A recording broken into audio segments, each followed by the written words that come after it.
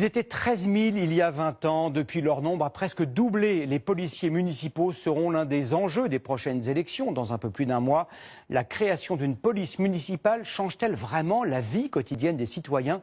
C'est ce qu'ont voulu savoir Annie Bazard, Vincent Pierron et Julien Clouzot en se rendant dans la commune des Andelys en Normandie. Dans cette commune de 8000 habitants, tout le monde ou presque les connaît. Oui, ça va. Oui, on a l'habitude de les voir et c'est tout à fait normal, ça nous rassure, nous.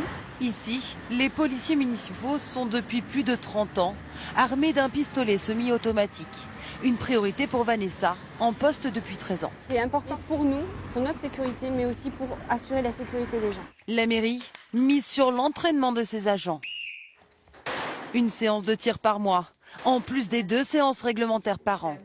En tout, 4 policiers armés, assistés de 9 autres agents non armés, couvrent ce vaste territoire de 42 km². Toute la zone qu'on va couvrir, tous les hameaux qui nous entourent. Classée zone de sécurité prioritaire depuis 2012, le maire de la commune compte aussi sur les moyens de l'État. Je rappelle quand même que la police municipale est un échelon dans la coproduction de la sécurité sur une ville. La première force de sécurité, ça reste la gendarmerie sur une ville comme les Andelys. Je suis dans une ville qui n'a pas besoin que de sécurité, qui a aussi besoin de faire des trottoirs, de faire des équipements culturels, des équipements sportifs. Et donc il faut faire des choix. Parmi ces choix, l'installation de 13 nouvelles caméras. On va monter dans la salle sécurisée. Il y en a aujourd'hui 17. Ce serveur conserve toutes leurs images pendant 15 jours. Ça sert, quand vous avez une infraction, de faire de la levée de doute ou de la résolution d'enquête. La sécurité, c'est l'un des enjeux principaux de cette élection municipale.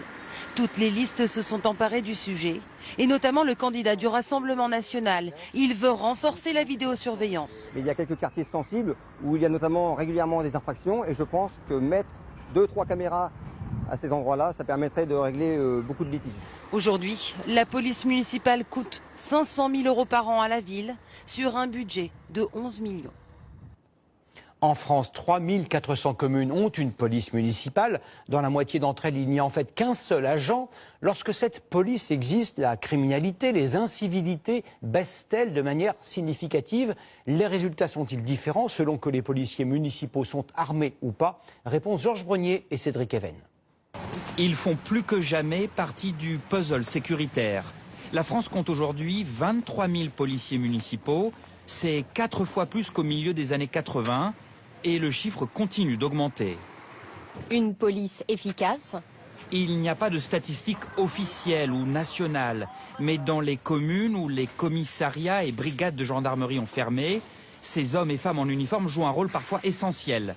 Pour ce syndicaliste, il s'agit avant tout de combattre toutes les incivilités du quotidien. C'est plus de l'affichage politique. Ça l'a été il y a quelques années. Aujourd'hui, ça répond à un besoin réel exprimé par la population. La police du quotidien, aujourd'hui, c'est la police municipale. C'est-à-dire que les primo-intervenants dans tout un tas de domaines, c'est les policiers municipaux. Leur pouvoir reste toutefois limité. Ils ne peuvent pas, par exemple, placer quelqu'un en garde à vue et n'exercent pas de maintien de l'ordre. Une police plus armée. À cause de la menace terroriste, le recours aux armes à feu est en revanche devenu la norme dans la moitié des unités françaises.